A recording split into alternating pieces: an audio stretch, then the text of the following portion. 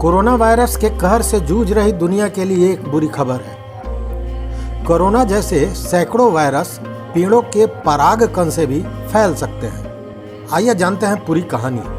विश्व स्वास्थ्य संगठन ने कोरोना लॉकडाउन को धीरे धीरे समाप्त करने के लिए 15 दिनों तक 5% से कम पॉजिटिविटी रेट को पैमाना बनाया है। WHO की इस अनुशंसा के अनुरूप इस स्थिति में भारत अब पहुंच चुका है और इसी के कारण कई राज्यों में अनलॉक की प्रक्रिया शुरू हो गई है। कुछ राज्यों में तो पॉजिटिविटी रेट 1% से भी नीचे आ गई है।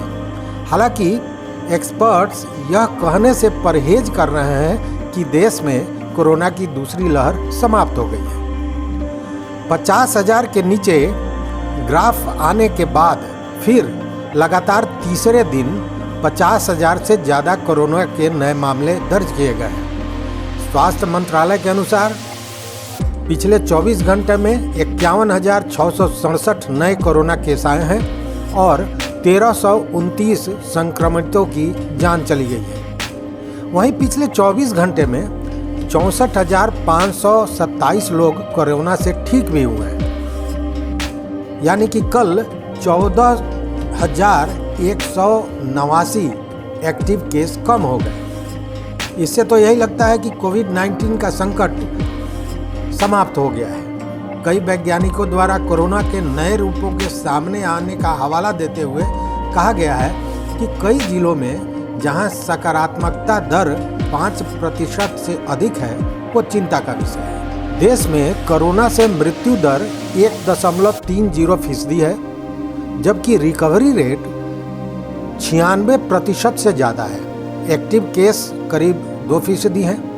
कोरोना एक्टिव केस मामले में दुनिया में भारत का तीसरा स्थान है। कुल संक्रमितों की संख्या के मामले में भारत का दूसरा स्थान है, जबकि दुनिया में अमेरिका, ब्राज़ील के बाद सबसे ज़्यादा मौतें भारत में ही हुई हैं। लेकिन अब डर सताने लगा है डेल्टा प्लस वेरिएंट का।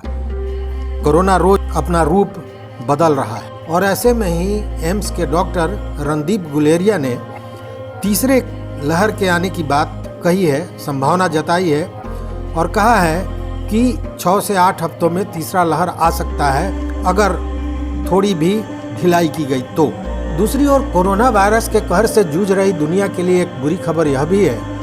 एक ताज़ा शोध में वैज्ञानिकों ने चेतावनी दी है कि कोरोना जैसे सैकड़ों वायरस पेड़ों के परागकण से भी फैल सकते हैं। परागकणों से कोरोना वायरस के प्रसार का खतरा भीड़ भरे इलाकों में ज़्यादा है। साइप्रस के निकोसिया यूनिवर्सिटी के शोध में यह चौंका देने वाली जानकारी सामने आई है।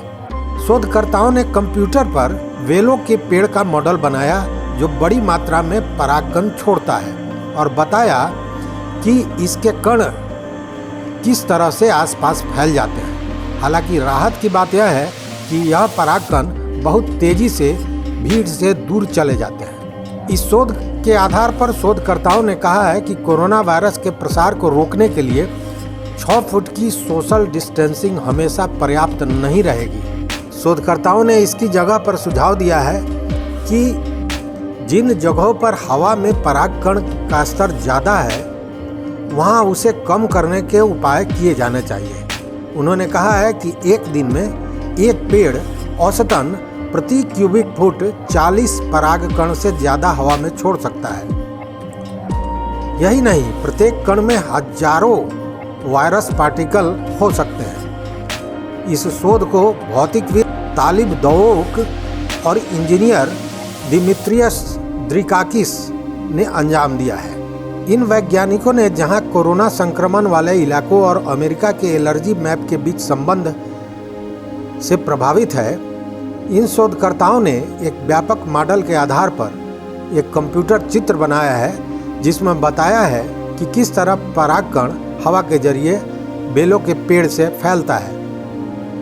दिमित्रियस द्रिकाकिस ने कहा है कि उन्हें उम्मीद है कि इस शोध से लोगों का पेड़ के ऊपर ज़्यादा ध्यान जाएगा। उनका यह शोध जर्नल फिजिक्स ऑफ फ्लूइड्स में प्रकाशित भी हुआ है।